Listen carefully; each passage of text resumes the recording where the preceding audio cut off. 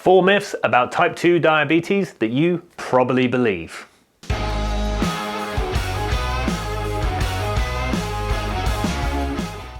Number 1, you have to go low carb. Although diet plays a major role in the development of type 2 diabetes, basically people become overweight and unfit, and that leads to the disease developing for most people, although not everyone.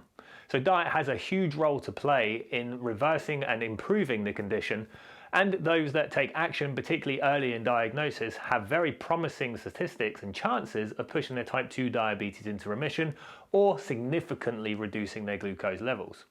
However, it doesn't mean that you have to go low carb. Generally, when you look at the evidence, all diets generally achieve the same weight loss and the same results after about a year if people stick to them. Obviously, carbohydrates are the foods that affect glucose levels, but over a period of time, a prolonged period of time, if you're following a healthy lifestyle, managing your weight, eating the right kinds of foods, getting enough fiber, you'll notice your body will be able to resensitize itself and be able to manage and absorb and use those carbohydrate-containing foods like it once did before developing type 2 diabetes. In fact, a large part of type 2 diabetes in the first place is actually fat around the liver. So your baseline glucose levels will be high. For most people, they'll notice that they'll have a high fasting level, and therefore any foods that you eat on top of that will just exacerbate an already high level. So if we start to break up the fat around the liver by changing our lifestyle, changing our diets, regardless of what that looks like, ideally a Mediterranean high fiber based diet, as that's the best diet from the research and outcomes long term, and also getting as active and as fit as possible, you'll start to turn the clock back on the type 2 diabetes. So you don't need to be low carb to manage the condition. Number 2, quick fixes. For the vast majority of people who have gone on to get type 2 diabetes, it will have occurred over a number of decades. Some people will be diagnosed earlier than others. Some people maybe in their 30s, 40s, 50s, maybe even their 60s. For others, it will be later in life, well into their 70s and 80s, and it might not necessarily be related to lifestyle, but things are just starting to wear out. The take-home message though is that to develop the disease in the first place, it's taken a number of years. And therefore, generally, when that happens, there's very rarely a quick fix. What some of our clients and patients often report is that they will look into taking a micronutrient supplement in order to manage their glucose levels, such as chromium. Now, there's very little evidence to see if chromium or other supplements such as manganese, magnesium, improve glucose levels. However, on the face of it, and just thinking about it logically, if you have a metabolic issue whereby your body is unable to use the insulin that it's producing to metabolize glucose the way it should do, or you're not producing enough insulin in the first place, simply popping a once daily microvitamin supplement is unlikely to solve the problem. Instead, we need to be thinking bigger, longer term, and more holistic, and actually getting to the bottom of what's caused the disease in the first place, and then hopefully trying to manage it from either a lifestyle or medication perspective, depending on the situation that you're in. Obviously, you can improve the condition by taking action, and of course, taking these supplements, as long as you're not taking excess amounts, shouldn't be harmful to you in any way, shape, or form, so it can't hurt. But just to manage expectations, it's unlikely to be the solution. Number 3, medications are bad. No one really wants to go on medication. Of course, there's a stigma attached to taking medications. This is particularly true in diabetes, where historically, insulin and the risk and fear of it was installed in patients, and it would be used as a scaremongering tactic amongst healthcare professionals to warn patients that's where they're headed if they don't sort their act out.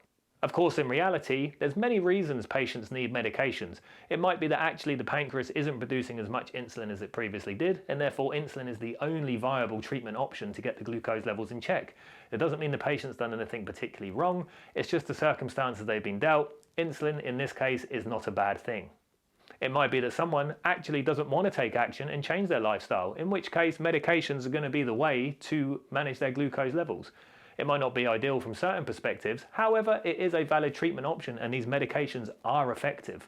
And therefore, managing the glucose levels the best we can and keeping them in target ranges is only going to benefit that patient for the long term and reduce the risk of complications. Many medications as well, such as SGLT2 inhibitors, have fantastic data now to show that they have benefits other than just diabetes, including cardiovascular health and renal protection. Therefore, if we can reduce the complications and mortality across the board for various different diseases and complications related to diabetes, then it makes sense to actually offer these medications to patients, particularly if they're at a stage in their life where actually getting as active as possible, really fit, or changing the diet might not necessarily be enough or practical in their own circumstances to make a huge difference. Number 4, sugar intake. Obviously, sugar is going to turn into sugar in the body. So when we eat any form of carbohydrate, of which sugar is a part of carbohydrates, it's one of the carbohydrates, it is ultimately digested into glucose, which our body then would typically use for energy. So your body just recognizes carbohydrate regardless of the form that it comes in, and then it turns into glucose and would usually use it for energy. With diabetes, that process is disrupted and the body's unable to convert the glucose into energy like it previously would do because of this insulin resistance that exists in the body. However, this doesn't mean necessarily that sugar needs to be avoided at all costs. We know that high intakes of sugar lead to worse disease outcomes long term, and there's higher mortality rates in people that have a high intake of sugar over the long term. So we know we shouldn't be eating huge amounts of this. However, we really need to think of a diabetes diet or general healthy living principles as an average. And an average means having a good average. It doesn't mean we have to deal in absolutes where you never eat certain foods and only eat certain foods. You only exercise and never have days off. So we are really looking to achieve a good overall lifestyle. And sugar can be a part of that, whether that is a small amount regularly, if that works for you, or more of a binge but less regularly, which will have an effect on the glucose levels that day, but it's just a small drop in the ocean of good control otherwise. That's part of life. Most people live their lives that way who have success with managing their health and other conditions, and therefore it's perfectly reasonable to allow people with type 2 diabetes to have the same scope. Of course, high intakes of sugar won't do the glucose levels any good, also will contribute to decaying dental health, can affect gut microbiome, so high intakes of sugar obviously aren't a good thing, and therefore if you're someone that has high sugar intakes, it might be worth looking at how you can reduce that. And by no means is this a advertisement for having more sugar in the diet, but it is just to highlight that we don't need to deal in absolutes. And there you have it, guys, my top 4 myths that you probably believe with type 2 diabetes. Hope you found it useful and it actually added a little bit of context on the overall management plan for your type 2 diabetes, particularly with things with sugar. As I say in the video, we don't want to be having too much of it. If you're someone that's better off just avoiding it at all costs because you can't control your cravings, then by all means, that's fine. You're better off without it than with it, but it doesn't mean that you can never have it. If you need an extra helping hand with managing your type 2 diabetes or your general lifestyle, weight loss, or whatever it might be, check out our diabetesdietguide.com website where we have consultancy services and contact forms where you can get in touch and see if we can help you out make that lifestyle change. We'll see you later.